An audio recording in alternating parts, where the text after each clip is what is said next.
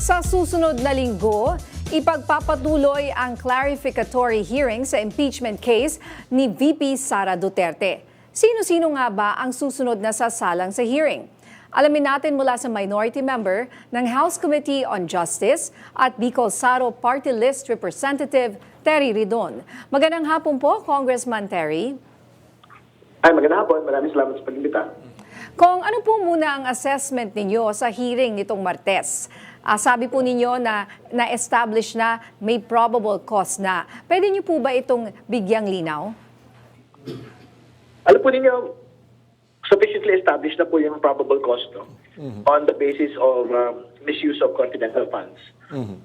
Nakita po natin halimbawa yung paglalahad ng Commission on Audit doon po sa kanila pong final decision on confidential funds. No? Pinakasoli na po yung 73 million ni Vice President Sara Duterte. Yan po yung pinakamalakas na batayan para masabi po natin that probable cause has been established already from that proceeding.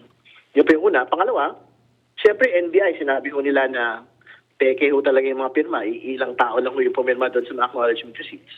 Yun po yung pangalawa. Pangatlo, yung PSA, sinabi ho nila, sila Mary Grace Piatos, hindi ho sila pinanganak, hindi sila kinasal, hindi ho sila namatay sa atin pong bansa. So basically, fictitious names po sila. No? Pang-apat, yung po good government proceedings po ng 19th Congress, very broad ho yung mga ebidensya na nakuha po mula doon sa particular details po na misuse of confidential funds. At syempre, panghuli, yung po nga mga allegations ni Mr. Madriaga sa kanya pong affidavit na na talaga pong nakita natin na kumuha daw po siya at nag-deliver daw po siya ng mga duffel bags mula po sa DepEd papunta sa tatlong mga lokasyon. So, ito pong mga ito, pinagsama ay pwede kong talaga makapag-create na mga probable cause laban po sa atin po pangalawang Pangulo on the basis of confidential funds. Pero Congressman, ito, sabi nyo nga may na-establish na probable cause. Definitely, pero may need pa rin talaga na ituloy-tuloy pa rin yung hearing. Kasi kung na-establish na yung probable cause, ano ba yung next step dapat po? Yung po probable cause na binabanggit ho natin on the basis pa lang po ng confidential funds. No? Kaya nga, ang iba pa, meron pong ibang mga batayan. So sa darating pong linggo, ang pag-uusapan naman ho doon yung unexplained wealth and silent violations. No? Betrayal of public trust din ho ang pinag-usapan dyan at culpable violation of the Constitution. So, yan naman po yung i-establish independently and separately po. Kasi magkakaibang set of documents din po yung mga pinag-uusapan dyan po sa mga bagay po na yan. Ayan. At ano po ang naging reaksyon nyo sa naging mga pahayag ni Ramil Madriaga? Well, alam po din nyo, syempre, we have to take it with a grain of salt, no? Pero ang focus naman po ng komite, yun lang po mga bahagi ng kanyang pong affidavit na meron pong relasyon sa paggamit po ng confidential funds, no? So, yun talagang tinitignan ho natin. At I think kahit po yung Office of the Ombudsman, yan po yung tinitignan. Yung pong relasyon ni Mr. Madriaga, ni Mr. Kilala, at yung isa pa ho nilang kasama doon sa mga litrato, si Mr. Monsayak, who happens to be a high-level official of the Vice President. And more importantly, si Vice President Duterte, ang sabi niya, ganito, ang tanging may kakilala lang po kay Mr. Madriaga ay si Mr. Kilala. At hindi ho umaabot daw po sa level po niya. So, yan po yung malaking bahagi po na I think yung Ombudsman would also want to look into. And I think the committee would also want to look into as well. And Congressman, kayo, nakita nyo personal naman of course, during hearing, kumbaga tayo kasi napapanood na lang natin sa telebisyon. Pero kayo na-obserbahan nyo yung mga actuations po ni Madriaga. Pero yung, ano po yung nakikita nyo, gano'n siya ka-consistent sa mga sagot niya? Kasi definitely, kunyari, ang tao ay hindi nagsasabi ng totoo. Pag paulit-ulit mong tanungin, ay nararattle yan eh. Pwede nyo ma-share? Ano yung nakita nyo mannerisms or ano ni Madriaga po?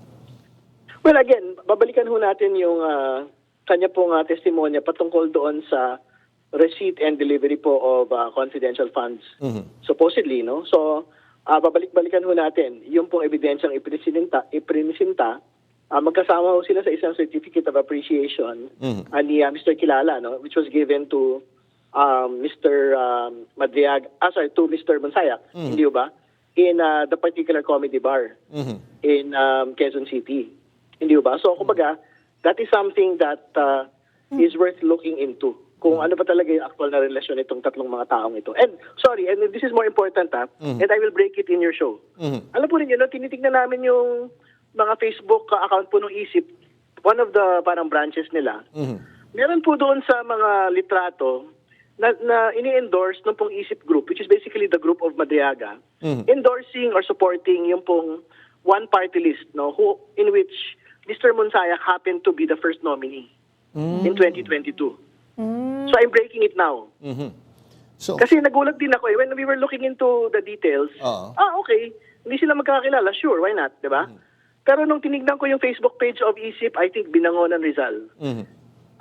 Meron doon, parang rene-repost yung mga I think yung mga promotional materials, campaign materials po na bayani I will state the name of the parang Bayanihan Act as One. Yung po pangalan ng party list ni Mr. Monsayak po noong 2022. So, ibig ko sabihin, I'm sure bakit ka naman magpo-post ng mga, 'di ba? Hindi mo naman sinusuportahan. I mean, you're an outrightly political page, hindi ba? For the campaign. You're campaigning for the vice president. Hindi ba? Why would you post a party list? Hindi ba? Kung hindi mo naman kilala yung mga nagkakampanya para doon. So, it wasn't mentioned in the supplemental affidavit, but I am breaking it in your show. Kasi nga, well, it adds a little bit more credence na baka naman magkakakilala talaga silang lahat. Kasi, At the very least, ito pong tatlong ito.